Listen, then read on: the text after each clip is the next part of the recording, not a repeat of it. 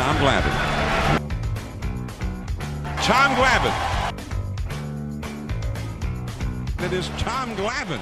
When people remember the Braves of the 1990s, they first think of the aces of the pitching staff with you, Greg Maddux, and John Smoltz. So what was it like to be a part of a pitching staff like that? Well, I mean, obviously it was a lot of fun. I mean, to be around guys like that and have the opportunity to watch them pitch, have the opportunity to learn from them, talk with them. I mean, you know, it was an ideal situation. Sometimes, you know, when you get on a team or get in a rotation where maybe you're the number one guy, there's a lot of pressure that goes along with that, and rightly so. And you know, I think we all felt a certain level of that pressure, but at the same time, I think we all took some pressure off one another because, you know, we knew, you know, we weren't the only guy that had to win games. You know, we kind of had each other to lean on, and if one of us had a bad night, then we were pretty sure the guy coming behind us the next night was going to turn things around. So it made for a relaxed atmosphere. But I just being around those guys certainly made me better, and certainly made for a lot of fun years.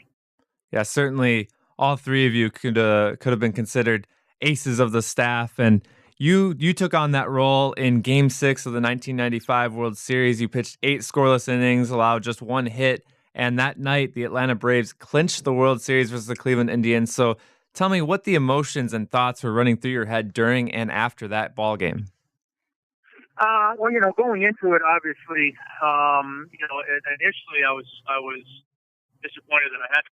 You know, we had an opportunity to win the series in Game 5 and weren't able to do it. And, you know, just one of those things that when you're a team that has an opportunity to win a series, you want to put it away and not give the other team any sense of hope or life. So to not win in the 5th game, force the 6th game, obviously there was some disappointment in that. But once you get over that, I started to look at it as an opportunity to go out there and you know, try to lead the team to what had been an elusive World Series championship. So, you know, to ultimately get the opportunity to go out there, pitch and pitch the way that I did, helping us win a World Series. I mean, it was an unbelievable feeling, particularly since we had been met with so much frustration and disappointment in years previous, where we had lost a couple World Series, you know, lost in the playoffs before we got to the World Series. So, you know, it was nice to have that all come together after some near misses, so to speak. And, you know, there's nothing quite like that feeling of running out onto the pitcher's mound and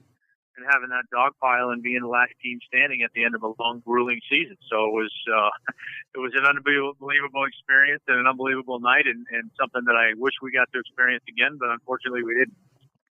Yeah, with that World Series victory and then just a number of other great seasons and great accomplishments during the 1990s, that was all profiled in a recent MLB Network piece, Atlanta Rules, the stories of the 90s Braves, and a great documentary. If anybody, you haven't seen it yet, I would definitely recommend watching. So I want to ask you, other than winning the World Series, what other accomplishment are you most proud of while you were in Atlanta Braves uniform? Well, I mean, I think, you know, just the years of success that we had in terms of winning our division and getting into the postseason. I mean, you know, 14 straight division titles. I think it's something that's not going to be done in any sport ever again. You know, and for us to be able to do that and me to be there for a big portion of it, you know, that's certainly something that I'm proud of. I mean, we went from a team that, when I got to the big leagues in the late 80s was not very good. You know, we're kind of a perennial last place finishers, you know, and then over the course of time, you know, become a team that not only got into the playoffs and got to a World Series, but did it consistently every year. And I think that consistency is something that we're all extremely proud of and know how difficult it is to do and will be for somebody to duplicate it. You know, and it was a great experience to be a part of all that, knowing that, you know, showing up every year at spring training, you had a legitimate chance to be contending for the World Series at the end of the year. And as a player, that's all you could ask for.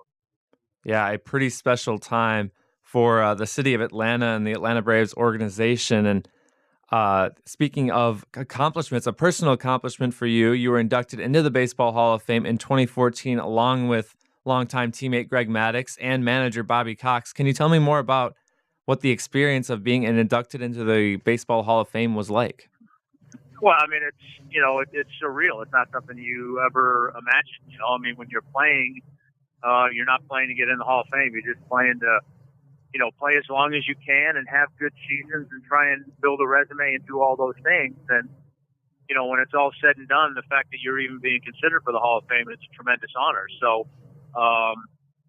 that's all stuff that, like I said, when you're playing, you don't think about. But, when I got done playing, I obviously knew it was something I had a shot at having come through. But until you get that phone call, you just don't know how it's going to go. And then ultimately, once you do get that phone call, it's, initially I think a feeling of disbelief.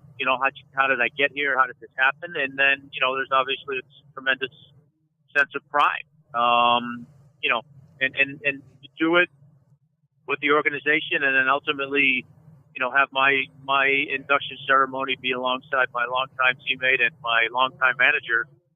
It made it all that much more fun, to have the opportunity to share something like that with a couple of guys that I spent so much time doing it with. Was fun and certainly a great honor. And, it's still hard to believe sometimes. I mean, when I go to the Hall of Fame and kind of go into, the room with all the plaques and you see some of the guys from years ago or some of the guys that you grew up watching, it's hard to imagine that you're in their company. But, it's still, I still find that I've, got to kind of pinch myself sometimes when I go there and try to put myself in the company of some of the greats of all time. Yeah, certainly got to be a surreal experience, no doubt. And one of your other longtime teammates, Chipper Jones, it was announced in January of this year he was going to be inducted into Cooperstown as a first ballot Hall of Famer. In your eyes, what made Chipper Jones such a great player? Well, obviously, I think people are drawn, rightly so, to his hitting. I mean, he was a pure hitter. From both sides of the plate, was a tremendous threat in the middle of our lineup. And anytime you can have a guy like that anchor your lineup, it's a special thing. And Chipper certainly put up special numbers and certainly Hall of Fame worthy numbers. But I think sometimes his defense gets overlooked. He was a heck of a third baseman and made a lot of great plays over there. But he was a great athlete in general. He would have made our team as a left fielder in spring training if he didn't blow out his knee and miss the season. So, I mean, he played all over the place for us, or I shouldn't say all over the place, but, he played third base. He played left field. He was drafted as a shortstop. So, I mean, he was a good athlete and played great defense, but obviously one of the best switch hitters of all time. And, it was certainly fun on a nightly basis to watch him go out there and hit. I mean, to me, he was a guy that, he could fall out of bed and go 3 for 4. And that's what makes guys like him special. Yeah, and he was a key contributor as a rookie in 1995, special season for the Atlanta Braves, as we mentioned earlier. How did you and your fellow teammates welcome in Chipper to what was a veteran clubhouse that was consistently a major contender in the National League? It wasn't a problem. I mean, our organization did a pretty good job of developing guys in the minor league system and integrating those guys on the team from year to year. I think sometimes people think that, we just ran the same team out there for a number of years and went and did our thing. But, we didn't. We had a lot of turnover over time. And a lot of times we had, a rookie that would come up the next season and play a prominent role. Chipper did it. Javi Lopez did it. Ryan Klesko did it.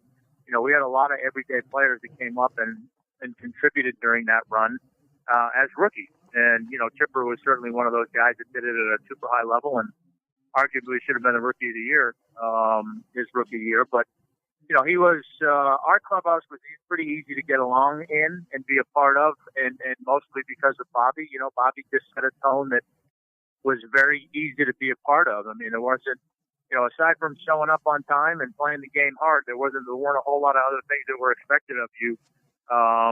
We just knew that we had a goal every year, which was to win the World Series, and was going to take all 25 guys being on the same page in order for that to happen. And it was pretty easy to buy into. And one final question for you.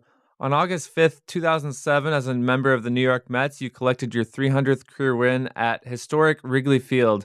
So tell me a little bit about that night.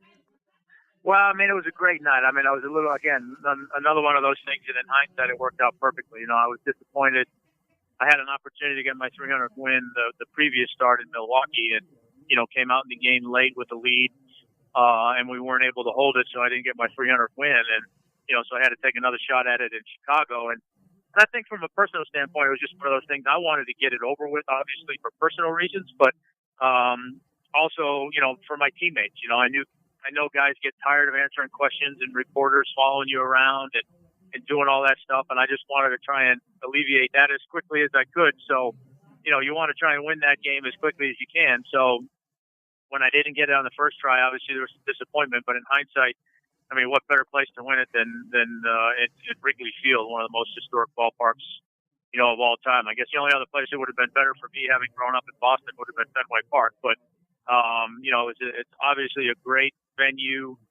It was really neat for me because my dad, being a big baseball fan, had never been to Wrigley Field. I think it was one of the few places he had never been to see me play. So it all worked out perfectly, like I say, and to have win it in that ballpark was just a neat experience, and just winning 300 games in general. I mean, again, it's not one of those things you ever think about, and especially for me, my first season in the big leagues, I lost 17 games, so there was nothing about that made me think I would stick around long enough to win 300 games. But with a lot of luck in terms of staying relatively healthy and a lot of great teams, I was able to get there and have that happen, and it was an extremely proud moment for me.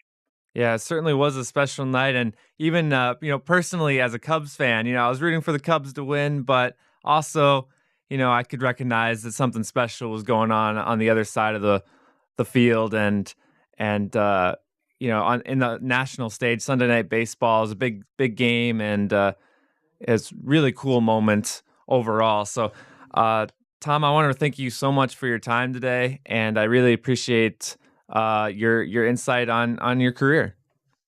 Well, I appreciate it. Thanks for having me on. Thank you.